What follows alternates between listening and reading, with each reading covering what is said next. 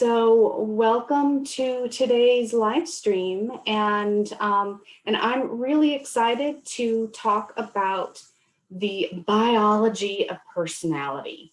So this is something that I'm very excited about, and I think is really important in this whole concept of career design. So as I'm going forward, please feel free to ask questions. I'm going to try not to get too distracted by them.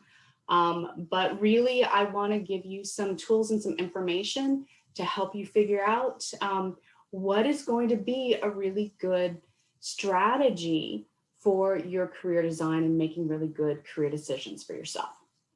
So let's just start with some of the basics. So why is personality important in career design? And so one of the things that I like to start out with is this concept of fit. And that often when we think about our careers, we think about what we can do, what we have trained to do, what our skills are, but not some of the fundamental aspects of who we are. And so that's really where I think it's important for us to start is just our own personality, our innate strengths and talents, not something that we went to school for, but what comes naturally to us. And so what's been really interesting about personality science over the past few decades is that we've been, for millennia, you can go back to the ancient Greece and find their treatises on the different personality types. I don't remember all of them. It's like the phlegmatic and the phlegmatic and morose. No, that's not one of them. But yeah, there are 4 different. Sanguine, I think that's one of them. And so the Myers-Briggs also talks about the different personality types. And so but what we've been showing is that there are biological bases for our personalities. We are a very multifaceted species. In fact, all of life is incredibly complex and has a lot of factors that determine our behavior, how we react to certain things, how we react to stress, as well as what are the things that really light us up, that get us excited. Where do we feel like we're most in the flow? And so our temperament and our behaviors, between 40 and 60% of that is affected by our biology. And by biology, I'm basically referring to 4 systems of neurotransmitters or hormones that have been tested to show contribute to human behavior. And so because I'm a little bit of a nerd and I enjoy thinking about these things, I've done a lot of research into this. And it's been pretty well established that there are these 4 systems that, again, make up between 40 and 60%. And so what I want to do is just very quickly go through these different systems.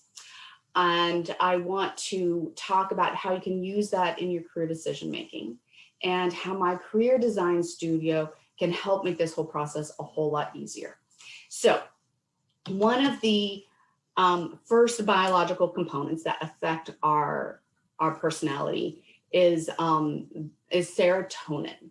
And we often think of serotonin as kind of the happy chemical.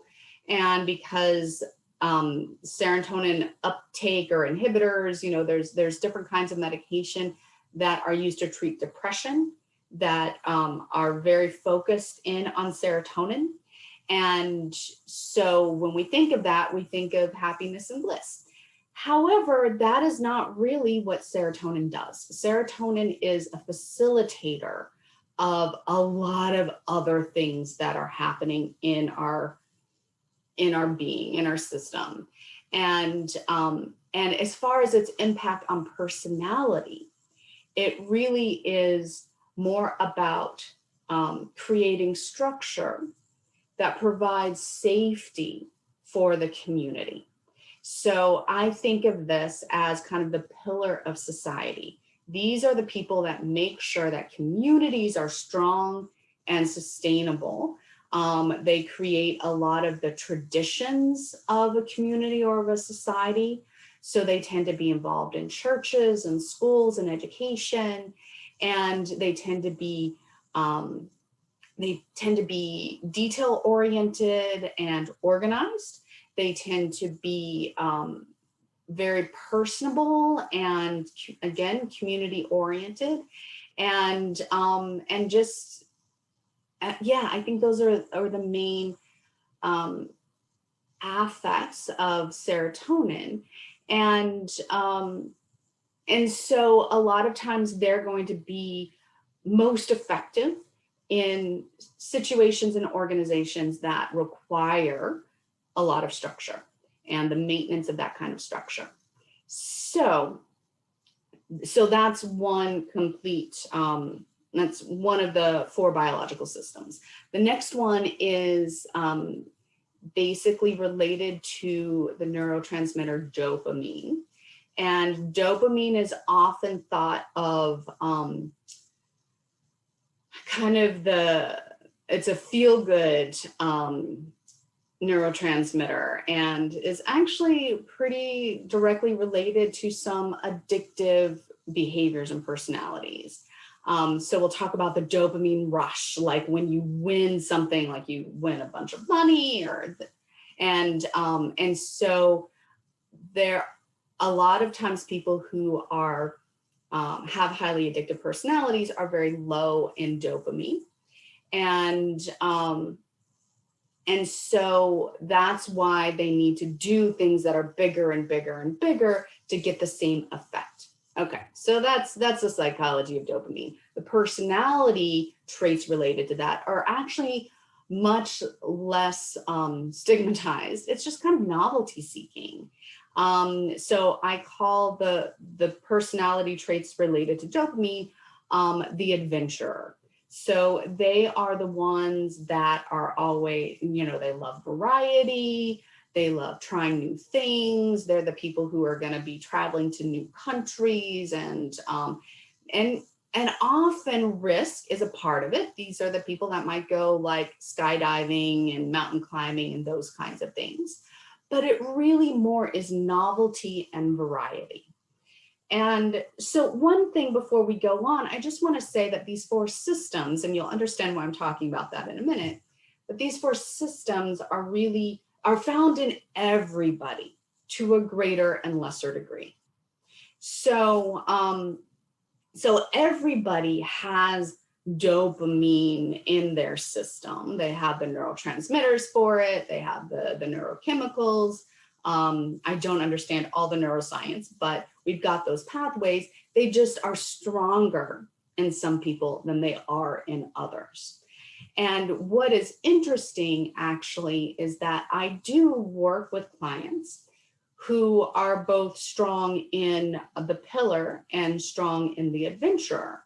And those are 2 biological instincts that are really important for the survival of humanity. But one of them is about to keep us safe, and the other is to, find adventure. And so when those are your strongest personality traits, this can be challenging for people to find a job that will fit them, because they're looking for both that safety and security and that novelty and risk taking. That's not always found in a single job. And although sometimes it can be. So this is why a lot of times we will make a decision, a career decision, based on one aspect of our personality, and another component of us is saying, wait a minute, but that doesn't feed me. And so one of the reasons that that I think that this is really important is to understand that when you're designing your career, you also want to be thinking in context of your life in general. And so, so for example, someone who's both strong in serotonin and in dopamine, they you might want to have a really secure job, but that gives you a lot of vacation time where you can do your skydiving and mountain climbing. One of my clients, he actually found a job testing outdoor gear and writing up articles for a for an outdoor supplier company. And so he found the steady job, but the job paid him to do things that fed that adventure side of himself. So the next two components of personality that I want to talk about are really tend to be gender related. And so one is the estrogen and oxytocin components of our systems. And so although women tend to have more estrogen than men have estrogen, and men can have this an estrogen component of their personality to be fairly strong. And so the estrogen oxytocin connection, it affects personality in a couple ways. One is that people who are really strong in this area tend to be highly empathetic, and they are interested in people in different ways than the pillar is. So the pillar is more interested in kind of society as a whole, and a lot of their relationships are tend to be I don't want to say superficial, but it's not bearing your soul kind of thing. It's that the social niceties, it's supporting each other, it's being a part of a group together. And the people who are strong in the estrogen and oxytocin, they're the people that I call the connectors. And they're the ones who do tend to bear their soul a little bit. They can really understand what another person is thinking. They also tend to be not only have an ability to connect with other people, but also ideas and values and traditions. They tend to be more big picture thinkers, and to really see how this one idea can relate to another idea. And so, for example, this is where I'm the strongest, and kind of significantly, my strongest biological component is this connector, the oxytocin and estrogen, followed by the adventure, the dopamine. But I'm pretty high in the connector. And so a lot of the research that has influenced this was discovered wasn't discovered, but was kind of pulled together by Dr. Helen Fisher, who's an evolutionary anthropologist. And her specialization is on romantic love. And so she was really interested in how the biology of our personality affected the mates that we would choose. And she's written some really interesting books, and then created the Fisher type inventory, and which is, to kind of help you learn your personality, and was a consultant, I think, with Match.com, and who then used a lot of her work to help match people on an online dating site. And so I'm reading all of this and I'm like, this would be really, really useful in careers. Not a jump that everyone would make, that a lot of other people would just kind of keep her research in that realm of relationships. And, but that's just something, I'm a little bit of a magpie when it comes to different kinds of ways of understanding human behavior, and how to motivate people to make wise career decisions. And part of the reason is because that is a part of my personality. That's just what I naturally do. And for me, it's been a process of how do I leverage that to create work for myself that will fill my needs, to be helpful for people and support people and make the world a better place, but also my innate talents of bringing together these different kinds of ideas.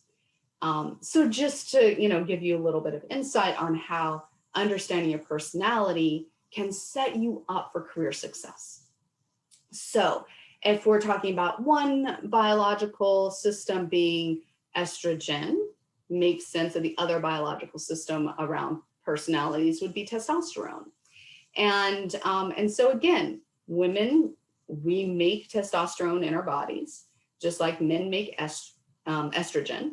And at the same time, men tend to make more testosterone. And so they tend to display some of the characteristics related to this hormone. And that does, I call this biological type the achiever. And so people who are strong in this area tend to enjoy competition, tend to enjoy status and kind of climbing the corporate ladder and winning, and so a lot of the the goal setting and the external gratification of achievement, that is something that people who are who rate strongly in this area are really good at. And so yeah, they are going to succeed at jobs in a competitive environment, and when there are really concrete external incentives for achievement. And so those are the four basic contributors to an individual's personality. And again, we have this all of these to a greater or lesser extent. And what is useful is to understand where you fall. And you might be similar to me, where you've got one that's particularly strong and maybe another secondary one that that is above the other two. You might be strong in one area and have less influence of these other systems. I actually work with a lot of people who are kind of in the middle in all of these. So like on a scale of 1 to 100, they all fall within the 50 to 60% range. And so these kinds of people then are able to access the different aspects of their personality contextually. So when a situation arises and there's a need to be competitive, they can draw on that. When there's a need to be organized, they can draw on that, but they don't necessarily have a major driver. So this is the complexity of being a human being. And this is one of the reasons why career design and why, creating a future for yourself can be really difficult. And it's because we've got often opposing, conflicting needs that all want to be met. However, by understanding ourselves a little bit deeper, we can make some good decisions that will increase the potential that we can have a meaningful and successful career. And that's really what we're going for here. So what I want to talk just briefly about is, so what do you do with this information? And especially when it comes to career decision making. And so one of the things that I have done in my career design studio was to create a career assessment that gives you 3 different kinds of results that I think are really useful in making some career decisions and then breaking it down even further so that you can pick and choose what is most important to you. And so let me just share my screen here. So if we go into my career design studio, so I just want to say a word about assessments. And I'm going to talk about these more in, I think, a couple of weeks.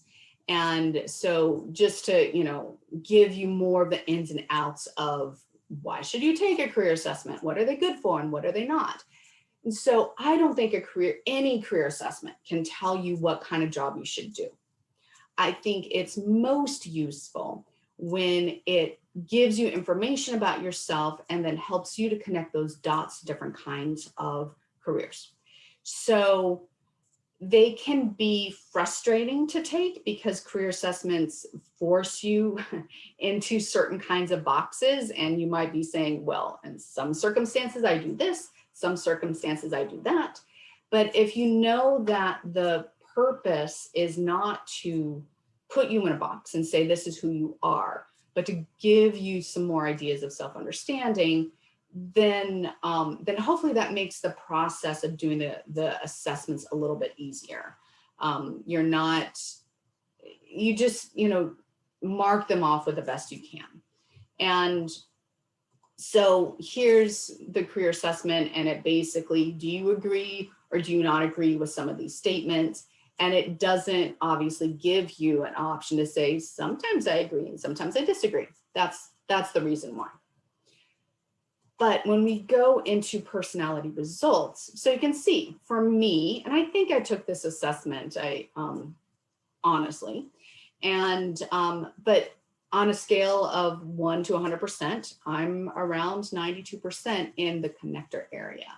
And so then what you have the opportunity to do is to see what kind of strengths tend to be related to your personality.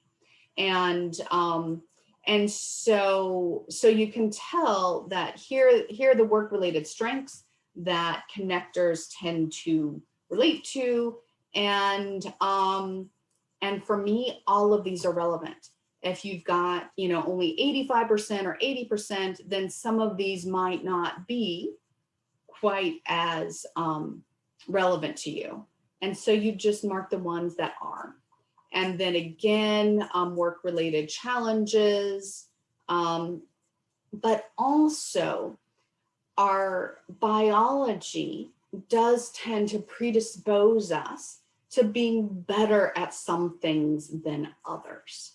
And so I am fairly good at developing creative ways to solve a problem.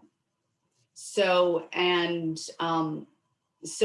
is, just one of those things that my biological makeup has predisposed me to be good at. This is where it's useful in your career. And so if you are able to go through this and say, all right, I'm good at combining information to form rules or conclusions, developing creative ways to solve problems, speaking clearly to others, then there's a whole lot of jobs that aren't going to be a good fit for me. And so that helps me to get a little bit more clarity and focus.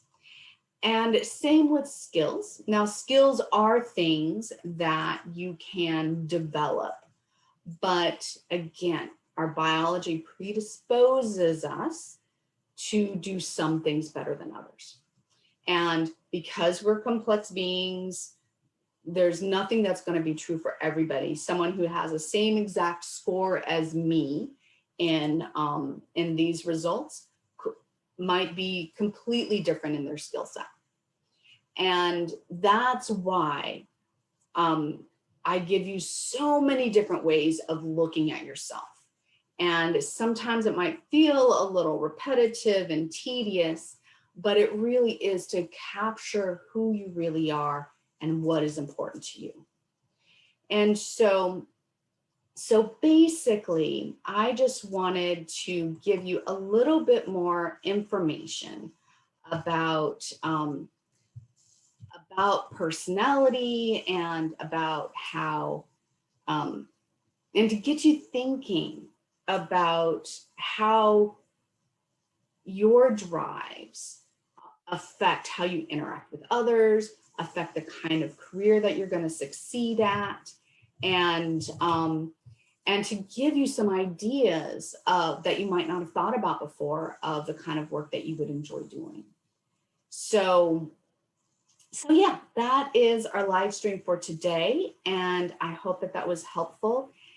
Please send me any questions that you have in the comments, and we're going to continue looking at the different aspects of yourself that are useful in designing your career. And so I look forward to seeing you all next week. And as always, I continue to learn about how to do these live streams on Facebook and Zoom, keep upgrading things. And so I have to keep learning how to make this work. So next time I'm going to try not to stare into space for 3 minutes, and we'll see how that goes. So enjoy the rest of your week, everybody, and happy designing.